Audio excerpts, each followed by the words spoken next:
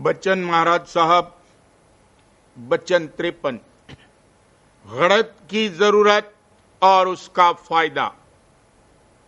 शुरू में जब कोई सत्संग में शरीक होता है, अगर सत्संग और अभ्यास अच्छी तरह से बनता है और स्वार्थ भी बदस्तूर कायम और मजे में चलता है, तो ये समझता है कि बस मेरा काम बन गया और इसी में तृप्त हो जाता है। ये गलती है, बल्कि काल का विघन है। जब तरक्की होगी तब तन मन के बंधन ढीले किए जावेंगे, यानी हर तरह की तंगी इसको होगी। तन से दुखी, मन से दुखी और धन न होने से दुखी होगा, मगर इसमें इसकी घड़त होती है। और जो कि शरण में आए हैं, घड़त तो उनकी जरूर ही होगी। ये प्याला है तो कड़ुआ, मगर पिलाया जरूर जावेगा। जैसे लड़का रोवे चाहे चिल्लावे, मैया कड़वी दवा जरूर पिलाती है। इसी में उसका फायदा मुतसव्वर है। जब ताकत इसमें आ जाती है, तब घड़त की कार्रवाई शुरू होती है। पर इसमें भी राधा स्वामी दयाल हिकमत अमली करते हैं, यानी कुछ अरसे घड़त हुई, फिर जैसे जख्म पर मरहम लगाते हैं, कोई अरसे तक छोड़ देते हैं और खातिर करते हैं। वक्त मुनासिब पर फिर घड़त शुरू करते हैं। कहने का मुद्दा यह है कि बगैर घड़त के इसका काम हरगिज नहीं हो सकता है, और इसी को ये कुदया समझता है और पुकारता है कि मेरे साथ बड़ा तशद्दुद हो रहा है, मगर असल में यही निज दया और यही तरक्की का निशान है। इसको चाहिए कि अपनी पेशतर और मौजूदा हालत की परख करके देखे कि किस कदर फर्क है। जब इसका घाट बदलने की मौज होती है, तब घड़त की जाती है और ये घबराता है कि कोई भूल चूक मैंने नहीं की है। फिर ये क्या बाइस है जो सख्त चोट लगाई जाती है। पर मालूम हो कि जिस घाट पर के अब बैठा हुआ है, वहां से हटाया जाता है। कोई कसूर किया होता तो उसमें इस कदर जोश और तपन नहीं होती और न घाट बदलता। इसलिए चाहिए कि जब उल्टी सुल्टी हालत आ पड़े तो उसकी बर्दाश्त करे और अपना नफा समझकर सब्र के साथ झेले। मगर उस वक्त समझौती कायम नहीं रहती। अगर समझौती रहे तो फिर घड़त नहीं होती। ये शुरू की हालत है, मगर जब अनुभव जागता है, तब खुशी के साथ घड़त को झेलता है। और जिस वक्त मालिक देखता है कि ये घड़त की बर्दाश्त नहीं कर सकता है और बहुत दुखी है, तो घड़त की कार्रवाई मुलतवी कर देता है। और तब संत सद्गुरु गुप्त भी हो जाते हैं, और फिर जब मौज से प्रकट होते हैं, तब फिर घड़त की कार्रवाई हरेक के दर्जे के अनुसार शुरू हो जाती है। मन की घड़त करावे दम दम, वह है मित्र वही है हमदम। भूल चूक बख्शे वह छिन छिन, संग रहे इसके वह निस दिन। यह मन कच्चा बूझ न जाने, उनकी गत कैसे पहचाने। जो कि सच्चे हैं, उनका चाहे कैसा ही निरादर करो, चाहे सख्ती और तंगी करो, तो भी परमार्थ से नहीं हटते हैं। और जो झूठे हैं, उनके आराम और स्वार्थ में जरा फर्क पड़ जावे तो फौरन सत्संग छोड़ने को तैयार हो जाते हैं। जैसे कुआं जब खोदा जाता है तब कोई जमीन ऐसी होती है कि जरा सा खोदने से पानी निकल आता है, और कोई ऐसी पथरीली जमीन होती है कि बहुतेरा खोदते हैं पानी निकलता ही नहीं है। इसी तरह बाज जीव ऐसे होते हैं कि थोड़ी सी घड़त होने से गिलाफ यानी पर्दा उनका दूर हो जाता है और चैतन्य यानी शब्द और अमृत की धार प्रकट हो जाती है। और कोई ऐसे हैं कि बहुतेरी उनकी घड़त होती है, कुछ भी असर नहीं होता, हमेशा नमदा बुद्धि और ऊसर जमीन के माफिक खाली रहते हैं।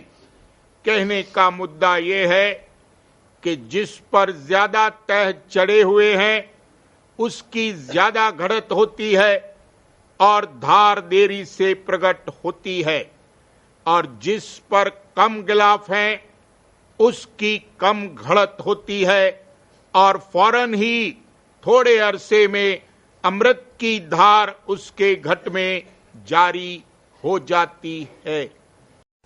बचन महाराज साहब, बचन 54। नजर और नीयत का असर और उसका इलाज। नजर और नीयत का क्या असर होता है और उसके लिए क्या इलाज है, उसका थोड़ा सा बयान किया जाता है। आजकल की नई रोशनी वाले इस बात पर एतबार नहीं लाते कि नजर लगती है। जैसे कुत्ते बिल्ली और जानवर खाते हैं वैसे ये लोग भी खाते पीते हैं। चैतन्य का क्या असर है और वो कैसी भारी शक्ति है उसकी इन लोगों को जरा भी खबर नहीं है, और आकाश तत्व की क्या कार्रवाई है उसकी भी इनको खबर नहीं है। तो रूहानी ताकत की क्या खबर होगी। मैस्मरिज्म में किसी की कारामद चीज के जरिए से मामूल जिस मंडल में की वो रूह है उससे सिलसिला कायम कर सकता है। अब के तवज्जो उसकी एक सू होती है। वैसे ही जब खान पान की चीज में विशेष तवज्जो आती है तब नजर लगती है और बुरी भली नजर या नियत का असर होता है। जितने विकारी अंग हैं, काम क्रोध वगैरह, इनका असर दूसरे पर देखो कैसा होता है। क्रोध की धारा छूटने से फौरन दूसरे में असर आ जाता है और उसमें भी आग लगा देती है। जब इन मलिन धारों का असर इस कदर होता है तो रूहानी धार का असर किस कदर न होता होगा। एक शख्स के खाना सामने रखा था, दूसरा पास खड़ा था।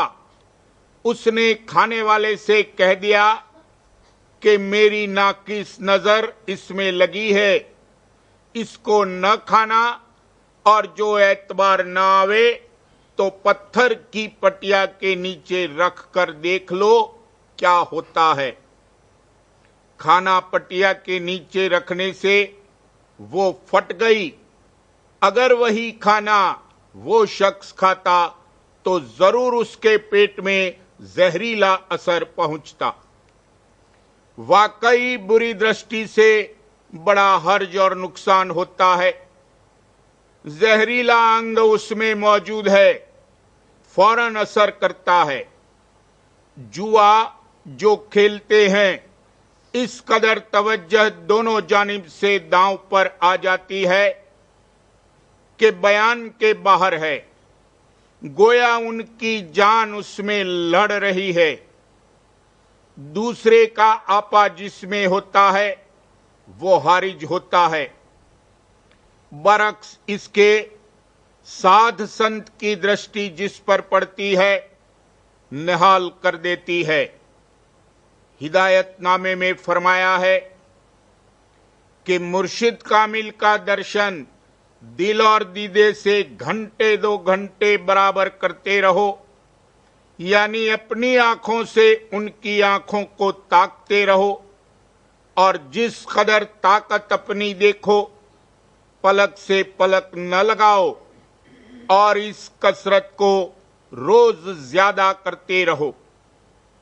जिस रोज और जिस वक्त नजर मेहरालूद उनकी तुम पर पड़ेगी उसी दिन सफाई दिल की फौरन होगी। संत महात्मा के स्पर्श करने से भी भारी असर पहुंचता है। इसी तरह संतों के पास जब कोई कर्मी और नाकिस जीव आते हैं तो उनको सत्संग में संत नहीं लगाते हैं। जैसे मैले की बदबू फैलती है वैसे ही नाकिस कर्म का असर भी फैलता है। कुल कारखाना धारों से चल रहा है। कहने का मुद्दा यह है कि परमार्थी को 3 बातों की संभाल करनी चाहिए। एक तो संग, दूसरे खाना पीना औरों के सामने, ख्वाह औरों की चीज को ग्रहण करना, और तीसरे बोलचाल। बहुतेरों की ऐसी खराब आदत है कि फिजुल बकवास किया करते हैं, इससे बोल उससे बोल। परमार्थी का बड़ा हर्ज इसमें होता है। जो कि सच्चे हैं उनको बड़ी नफरत आती है। अपना जो मुनासिब और जरूरी मतलब कहना है वो कहकर चुप हो जाते हैं, और जो दूसरा आकर उनसे फिजुल बातचीत करता है तो चाहते हैं कि वो चला जावे और अपना चित्त अंतर में लगाते हैं। वाद विवादे विष घना, बोले होत उपाध, मौन गहे सबकी सहे, सुमिरे नाम अगाध। खान पान की निस्बत अगले महात्मा जो कुछ थोड़ा सा मुनासिब समझते थे भक्तजन को खाने के वास्ते देते थे, और इसीलिए हमेशा उनको अपने पास रखते थे। अलावा इसके संत मत में इन 6 चीजों से परहेज करना भी निहायत जरूरी है, और वो ये हैं: जुआ चोरी मुखबिरी, ब्याज घूस पर नार, जो चाहे दीदार को ऐती वस्तु निवार। लोग ब्याज पर ब्याज फिर उस पर ब्याज चढ़ाते जाते हैं या रिश्वतखोरी करते हैं। परमार्थी को ये कतई मना है। गरज कि अगर दीदार और दर्शन चाहते हो और सच्चे गाहक परमार्थ के हो तो इन 6 बातों से हमेशा बचते रहना चाहिए। सवाल: औरों का ऐब देखने से भी असर होता है या नहीं? जवाब: जरूर असर होता है। उलटकर वही ऐब फिर उसमें आ जाता है।